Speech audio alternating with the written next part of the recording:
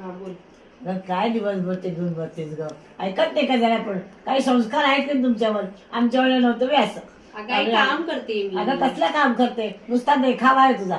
काय काय गाणं पण असतं मध्ये मध्ये त्याच्यात. हे काय काम आहे? खोटं बोलते मला समजत नाही. मी काय हे अगदी बॅक्कल आहे का?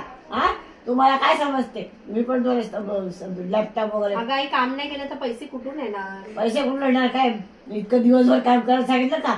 आणि दिवसभर काय त्या लॅपटॉपवर कामच असतं का? हे मला बॉसला काय कळतं. सांगणार आई? हा? काम तर करावं लागेल ना. मग जेवण कुठून आणणार? तुझी औषधं कुठून आणणार मी? अगं ते खरं सगळं, पण इतकं नाही कळते. थोडस आपल्या घरातही पाहावं लागतं बाई.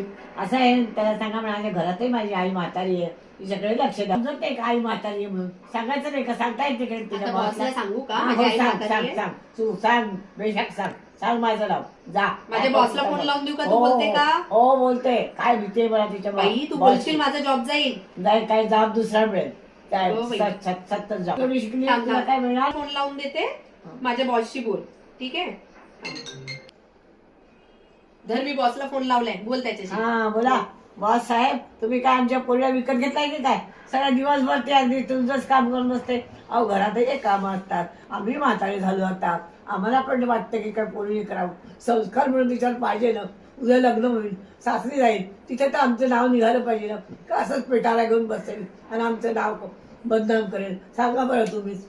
असं नाही करायचं त्याच्या पुढे. द्या बाई द्या. माझा जॉब जायचा. फोन द्या इथे. काही पण बडबडते त्या बॉसला आई.